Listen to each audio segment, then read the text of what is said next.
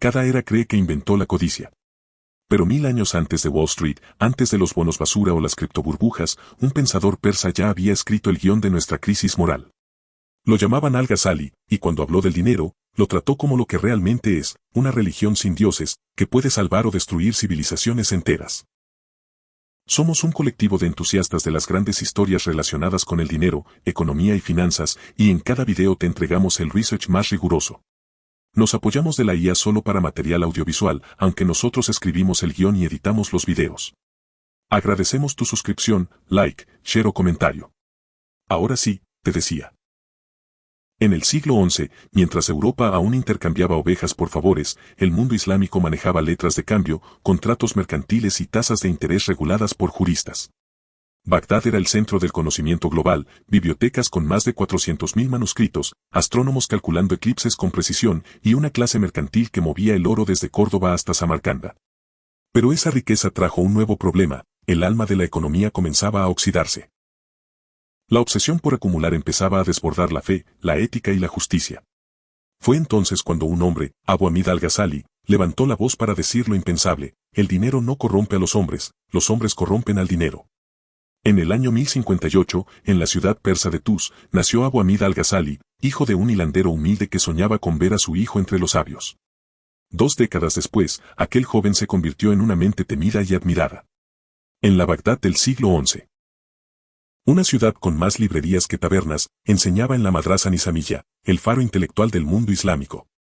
Pero su mirada no se detenía en los libros, veía cómo el oro empezaba a reemplazar la fe. Bagdad, por entonces, era un laboratorio del capitalismo temprano. El comercio conectaba desde Córdoba hasta la India, y los carabazares eran las bolsas de valores del desierto. Los registros del Kitab al-Karaj muestran mercados donde una sola caravana podía mover plata por valor de 100.000 dinares. La prosperidad era evidente, pero también el vacío. Las élites acumulaban cofres sellados mientras los artesanos apenas sobrevivían. La riqueza se volvió espejo de poder, no de virtud. Al-Ghazali rompió el silencio con una idea peligrosa: el dinero estancado es dinero muerto. Sostenía que la riqueza debía fluir, como la sangre en el cuerpo social. Cuando los ricos guardaban su oro, decía, estrangulaban la respiración de la comunidad. Ese concepto anticipaba, siglos antes de Keynes, la noción de circulación monetaria. Su pensamiento sonaba a herejía porque atacaba la raíz del orgullo mercantil, la acumulación. Pero su crítica más afilada no fue económica, sino moral. Denunció a los cambistas que manipulaban los pesos del dinar y a los gobernadores que diluían la pureza de la moneda para financiar guerras. Para él, cada fraude financiero era una fractura espiritual. Su frase quedó registrada en los tratados de Nizapur: quien altera el valor del dinero altera la confianza del pueblo. En otras palabras, la inflación medieval ya tenía culpables y no eran las caravanas. A medida que sus escritos viajaban por Damasco, El Cairo y Alepo, su influencia se volvió incómoda. Los mercaderes lo veían como un obstáculo, los políticos como un riesgo. Pero Al-Ghazali no buscaba destruir el comercio, sino recordarle su alma. Su tesis era simple y devastadora: las civilizaciones no caen por falta de riqueza, sino por exceso de codicia. Una advertencia escrita hace 1000 años, que hoy suena más actual que nunca. Bagdad era el corazón financiero del siglo XI, una ciudad donde las monedas hablaban más alto que los imanes. En los zocos, el sonido del metal pesaba tanto como la palabra de un jurista. Las caravanas descargaban seda china, vidrio egipcio y especias indias mientras los cambistas, bajo toldos de lino, decidían el valor del día. En apariencia, el comercio era un milagro. En el fondo, era una cuerda tensada entre la fe y la codicia. Al-Ghazali observaba con una mezcla de fascinación y alarma. En sus tratados advertía que el mercado sin ética era una guerra sin sangre, pero con víctimas invisibles. La economía del califato prosperaba, pero la confianza, ese pegamento que une contratos y promesas, empezaba a resquebrajarse. El dinero, creado para facilitar el intercambio, se convertía en un fin en sí mismo. Y cuando el dinero se vuelve ídolo, escribió, el alma del mercado muere primero. Su diagnóstico fue tan lúcido que podría describir cualquier crisis moderna. Los comerciantes especulaban con el trigo durante las sequías para elevar los precios, los prestamistas cobraban intereses disfrazados de donaciones voluntarias. Los gobernantes, para cubrir sus déficits, diluían las monedas de plata con cobre, reduciendo su pureza hasta un 80%. Cada uno encontraba su forma de ganar sin producir. El resultado: abundancia aparente, escasez real. El filósofo veía en todo eso una enfermedad moral, no solo económica. Decía que el colapso no comienza cuando el dinero desaparece, sino cuando desaparece la vergüenza. En su lógica, una sociedad puede sobrevivir a la pobreza, pero nunca a la deshonestidad. Por eso su crítica no apuntaba al comercio, sino al carácter. El problema no era el mercado, sino la mentira que lo sostenía. Su mensaje se volvió contagioso. En las madrasas, sus discípulos lo citaban con una mezcla de temor y admiración. En las plazas, sus frases pasaban de boca en boca. Los poderosos intentaron silenciarlo, pero el daño ya estaba hecho. Había revelado el mayor tabú de su tiempo, que el dinero no solo mide la riqueza, sino la moral de quienes lo usan. Y en ese espejo, pocos se atrevían a mirarse. Mientras las caravanas seguían cruzando el desierto, la economía del califato comenzó a mostrar grietas. Los precios subían sin explicación, los pesos falsos se multiplicaban y la confianza entre comerciantes se desmoronaba. Los historiadores del Beit al-Hikma registraron disputas en los zocos que terminaban con cuchillos, no con acuerdos. Lo que Al-Ghazali había advertido, la erosión moral del mercado, ya no era teoría, era rutina diaria. Para él, cada moneda falsa era más peligrosa que una espada. No porque destruyera cuerpos, sino porque corrompía la base invisible de toda civilización, la confianza. En sus escritos señalaba que la economía vive de promesas y muere cuando nadie las cree. No hablaba de matemáticas, sino de psicología colectiva. Cuando el comerciante deja de creer en el peso del dinar, el obrero deja de creer en el valor de su trabajo. Los gobernantes, presionados por guerras y déficits, respondieron como siempre, ajustando el metal. Redujeron la pureza de la moneda, reacuñaron los dinares y decretaron su igual valor. Fue la inflación medieval, un experimento tan cínico como inútil. Los cronistas de Damasco escribieron que los panaderos comenzaron a pesar el pan con monedas viejas, temiendo que las nuevas fueran puro cobre. La confianza, ese intangible invisible, se había evaporado como el oro fundido. Al-Ghazali lo llamó engaño institucionalizado. Y tenía razón. Cuando el fraude viene desde el poder, el pueblo aprende a engañar como defensa. Los cambistas ajustan sus balanzas, los mercaderes ocultan defectos, los agricultores inflan los precios. El sistema entero se convierte en una cadena de desconfianza. Y cuando la desconfianza se vuelve costumbre, el dinero pierde sentido. No hay riqueza posible en una sociedad que no cree en sí misma. Sus discípulos registraron que, en sus últimos años, Al-Ghazali repetía una frase cada vez más amarga: una nación puede perder su tesoro y sobrevivir, pero si pierde su palabra, está condenada. No era profecía, era diagnóstico. Y 1000 años después, el eco de esa sentencia aún retumba en cada crisis moderna donde el dinero vale, pero la confianza no. A medida que su pensamiento maduraba, Al-Ghazali comenzó a dirigir la mirada hacia otro actor del sistema, el trabajador. En su visión, el dinero no nacía del metal, sino del esfuerzo. Sostenía que cada dinar legítimo debía llevar la huella del sudor, no la sombra de la especulación. En su tratado Ya, Ulum al-Din, escribió que la riqueza sin trabajo es como una lámpara sin aceite, brilla un instante y luego se apaga. Para él, el valor no residía en poseer, sino en producir. Mientras las élites amasaban fortunas inmóviles, las clases bajas sostenían la economía real. En los talleres de Damasco, los curtidores y tejedores movían más riqueza tangible que los cortesanos del palacio. Sin embargo, eran los segundos quienes acumulaban poder. Al-Ghazali veía allí una fractura peligrosa: cuando quienes trabajan pierden dignidad y quienes acumulan pierden propósito, la sociedad entera se vacía por dentro. Su visión anticipaba conceptos que hoy definirían la economía moderna. Rechazaba la riqueza heredada como fuente de mérito y condenaba las ganancias obtenidas sin contribución social. Lo que en su tiempo era herejía, hoy se llamaría ética del trabajo productivo. Afirmaba que el dinero solo mantiene su valor cuando refleja el valor humano que lo generó. Todo lo demás, la especulación, el privilegio, el monopolio, era una distorsión del orden moral. Los cronistas de Nisapur relataron que, tras una conferencia suya, varios comerciantes devolvieron ganancias ilícitas a sus comunidades. No por miedo, sino por vergüenza. El pensamiento de Al-Ghazali no apelaba al castigo, sino a la conciencia. Decía que la virtud del mercado no está en las leyes, sino en la intención de quien comercia. Su mensaje era tan revolucionario como subversivo: reformar la economía empezaba por reformar el alma. En una era de caravanas, tinta y pergamino, Al-Ghazali entendió lo que muchos bancos centrales aún ignoran: que el dinero no se sostiene sobre oro, sino sobre moral. Y que cuando una sociedad deja de valorar el trabajo honesto, empieza a cavar su propia tumba, moneda a moneda. El último enemigo que Al-Ghazali enfrentó no fue el mercader, sino el trono. Los califas, presionados por guerras y revueltas, habían convertido la economía en su caja de supervivencia. Para financiar ejércitos, confiscaban bienes, imponían impuestos injustos y degradaban las monedas con el pretexto de mantener la estabilidad. Era el mismo ciclo que se repite en toda época, el poder político usando el dinero como anestesia temporal para un cuerpo social enfermo. En sus escritos más severos, Al-Ghazali acusó a los gobernantes de ser ladrones con sello oficial. Decía que cuando el Estado manipula la moneda, roba sin espada y destruye sin ruido. Denunció que la corrupción desde arriba es la más letal, porque se disfraza de autoridad. Cuando el pueblo ve al líder mentir, aprende que la mentira es legítima.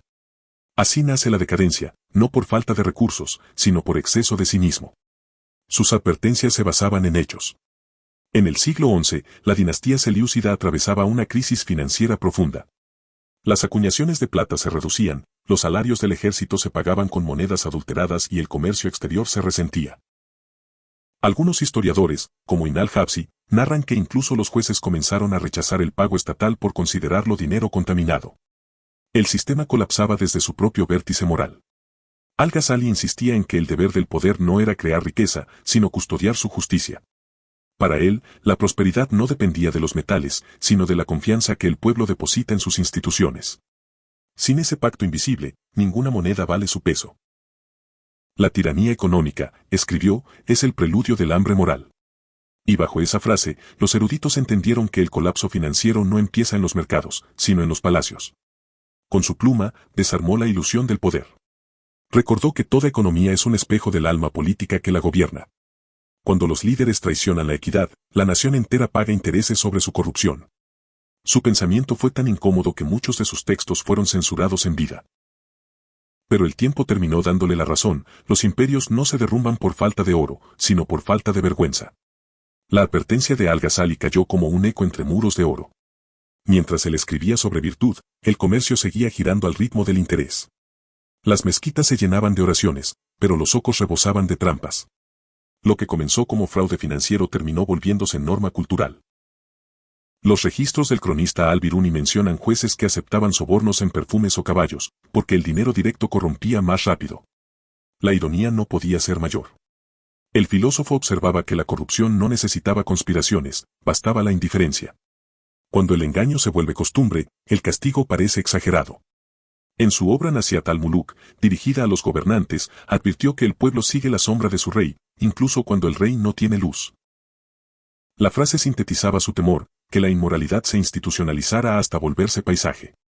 En ese contexto, la religión misma se volvió parte del mercado. Algunos predicadores cobraban por sermones indulgentes, ajustando la moral a la bolsa del público. Para Al-Ghazali, esa era la señal definitiva de la decadencia, cuando la ética se vende, la fe se convierte en espectáculo. Su crítica no era contra la riqueza, sino contra la anestesia moral que la acompaña. Desde entonces, empezó a escribir con un tono más oscuro, casi profético. Veía que el sistema no podía reformarse sin un cambio interior. En sus palabras, el dinero enfermo no se cura con leyes, sino con conciencia. Ese pensamiento marcó el inicio de su retiro, pero también el nacimiento de su legado más duradero, una economía del alma. A los 40 años, en la cúspide de su fama, Al-Ghazali hizo lo impensable. Abandonó su cátedra, sus alumnos y su prestigio. Dejó Bagdad en silencio, dejando una nota que decía, he perdido la fe en mi intención. Durante una década vagó por Damasco, Jerusalén y la Meca, buscando algo que ni el oro ni los libros podían ofrecerle, claridad moral. Su retiro no fue huida, fue diagnóstico. En los textos de su exilio escribió que la riqueza exterior no puede compensar la bancarrota interior. Vivió austeramente, enseñando sin cobrar y comiendo del trabajo manual. Allí consolidó su pensamiento. Que toda crisis económica nace, antes que nada, de una crisis espiritual. El hombre que engaña al otro por dinero, escribió, ya se ha empobrecido antes de contar sus monedas. Su regreso a la enseñanza fue breve, pero decisivo. Transformó su experiencia en una filosofía que unía el alma con la economía. Enseñó que la justicia social no se impone con decretos, sino con conciencia colectiva. Sus alumnos lo recordaban como un hombre cambiado, menos jurista, más humano. Comprendió que el dinero no necesitaba nuevas reglas, sino nuevos corazones. Murió en 1111, el mismo año en que el mundo islámico comenzaba a fragmentarse.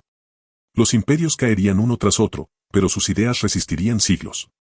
Su retiro había sido su verdadera revolución, demostrar que el mayor acto económico es aprender a renunciar. 9 siglos después, los bancos centrales repiten sin saberlo las advertencias de Al-Ghazali.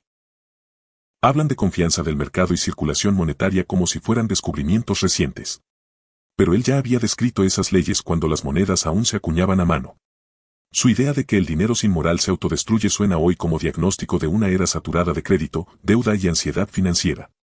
Las burbujas de Wall Street, las crisis latinoamericanas y las devaluaciones argentinas son versiones modernas de los viejos experimentos Heliócidas. La tecnología cambió los medios, pero no la conducta. La codicia sigue siendo el algoritmo más estable de la historia. Y cuando las élites juegan con las reglas del mercado, repiten el mismo error que él denunció, convertir el dinero en instrumento de poder, no de propósito. Incluso la especulación digital refleja su profecía.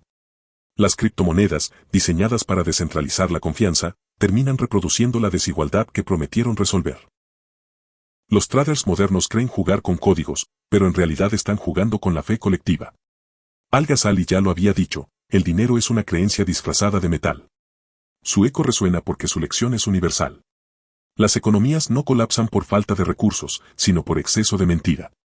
Y cuando la moral se desconecta del dinero, el resultado es siempre el mismo, inflación de riqueza, deflación de humanidad. Durante siglos, las ideas de Al-Ghazali quedaron dormidas entre los márgenes de manuscritos polvorientos, hasta que pensadores como Ibn Khaldun retomaron su visión del dinero como fuerza moral. En el siglo XIV, ese concepto renació como teoría social y más tarde influiría silenciosamente en los cimientos de la economía moderna. Sin proponérselo, aquel sabio persa había plantado una semilla que germinaría en debates sobre justicia fiscal, valor del trabajo y ética del capital. Hoy, cada vez que una economía se tambalea por la codicia de unos pocos, su sombra vuelve a aparecer. Las crisis financieras globales repiten, con distintos disfraces, los mismos errores que él denunció hace 1000 años. La manipulación de monedas por los estados, los mercados inflados por especuladores, la desigualdad que convierte la abundancia en una forma de miseria, todo parece una reescritura de su advertencia. El problema nunca fue el dinero, sino el alma que lo administra. En las aulas de economía nadie cita su nombre, pero su lógica impregna cada discusión sobre confianza, valor y moral pública. Cuando los gobiernos buscan credibilidad, están repitiendo su principio más básico, sin confianza, no hay moneda que valga. Cuando los movimientos sociales exigen justicia tributaria, evocan su visión de que la riqueza sin propósito es ruina colectiva. Su pensamiento, disfrazado de antigüedad, sigue operando como un espejo incómodo del presente. El siglo XXI ha demostrado que la inteligencia técnica no puede reemplazar la integridad moral. Podemos calcular tasas de interés en microsegundos, pero seguimos sin entender por qué la confianza tarda siglos en recuperarse. Cada recesión revela lo que Al-Ghazali ya sabía, que la economía no colapsa por errores contables, sino por vacíos éticos. Ningún algoritmo puede compensar la ausencia de virtud. Si estuviera vivo, tal vez escribiría un nuevo tratado titulado La Era del Dinero sin Alma. Describiría bancos que imprimen liquidez sin sentido, empresas que valen más por su promesa que por su trabajo y sociedades que confunden riqueza con éxito. Y al final, repetiría la misma sentencia que pronunció hace 1000 años, donde se pierde la justicia, la prosperidad no puede permanecer. Esa frase, escrita con tinta y fe, pesa más que cualquier moneda digital. Cada crisis financiera, cada moneda que pierde valor, cada sociedad que olvida la ética detrás del dinero. Confirma lo que Al-Ghazali advirtió hace 1000 años, que la prosperidad sin moral es solo una ilusión contable. Si esta historia te hizo mirar el sistema con otros ojos, déjale un like, comparte este video y suscríbete para seguir descubriendo las ideas que cambiaron al mundo y activa la campanita. No olvides que tu feedback es muy importante para nosotros, porque nos permitirá mejorar nuestras siguientes entregas. Gracias por quedarte hasta el final.